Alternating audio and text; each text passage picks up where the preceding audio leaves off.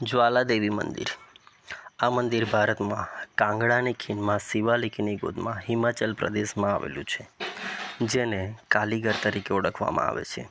જો તમે અમારી ચેનલ ઉપર નવા હો અને તમને જ્વાલાદેવીના દર્શન થતા હોય તો અમારી ચેનલને લાઇક કરો, શેર કરો અને સબસ્ક્રાઈબ કરો. જ્વાલાદેવીનું આ મંદિરનું સૌપ્રથમ નિર્માણ પાંડવો દ્વારા થયેલું હોય તેવું કહેવાય છે. અહીં જ્વાલાદેવી એટલે કે પ્રકાશની દેવીનું મંદિર છે. તેમજ અહીં કોઈ પ્રાચીન સમયમાં મૂર્તિ હતી નહીં અને અનાદિકાળથી જ્વાળાઓની પૂજા થાય છે, એટલે આ મંદિર જ્વાલામુખી દેવી મંદિર તરીકે પ્રખ્યાત છે.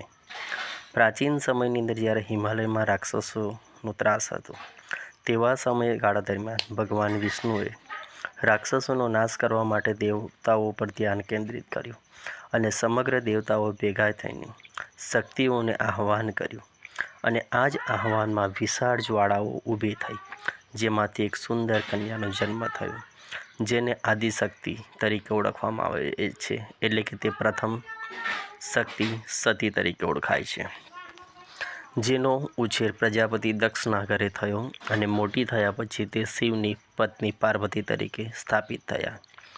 જ્યારે પિતા દ્વારા એકવાર યજ્ઞ કરવામાં આવ્યો ત્યારે તમામ દેવી દેવતાઓને આમંત્રણ આપવામાં આવ્યું, પરંતુ ભગવાન શિવને આમંત્રણ આપવામાં ન આવ્યું, એટલે કે શિવનું અપમાન થયું. આ અપમાન જોઈને સતી પાર્વતીએ જાતે જ પોતે યજ્ઞમાં શરીરને હોમી દીધું અને આ વાત શિવજીને જાણ થઈ. ત્યારે શિવજીએ અગ્નિકુંડમાંથી સતીનો નશ્વર દેહ લીધો અને વિલાપ કરવા લાગ્યા. જે સ્થળ પર સતીના અંગો પડ્યા તે સ્થળ શક્તિપીઠ તરીકે આજે પ્રખ્યાત છે, જેમાંના 51 શક્તિપીઠ તરીકે ઓળખવામાં આવે છે.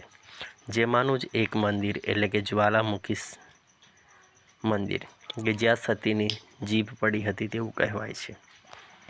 મુગલો દ્વારા આ જ્વાળા દેવી મંદિરની જ્યોતને ઓલવવા માટેનો પ્રયત્ન કર્યો હતો, પરંતુ તે નિષ્ફળ ગયો હતો અને મુગલો બરબાદી તરફ ધકેલાઈ ગયા હતા.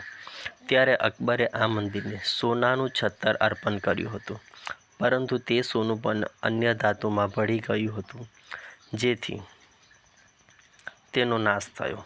એટલે કે આ બનાવથી આસ્થાઓ વધુ મજબૂત બની અને આ મંદિર મને જોવા માટે લોકો દેશ વિદેશથી આવે છે.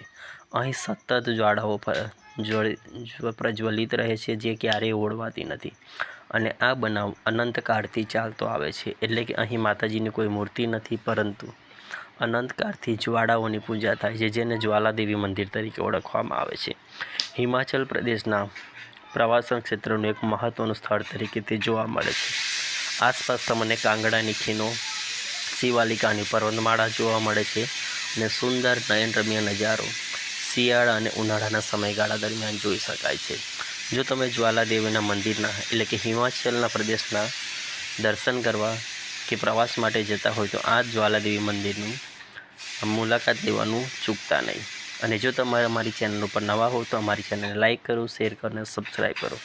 અને તમને આ વિડીયોમાં જ્વાલાદેવીના દર્શન થયા હોય તો કોમેન્ટમાં જય માતાજી લખવાનું ભૂલતા નહીં.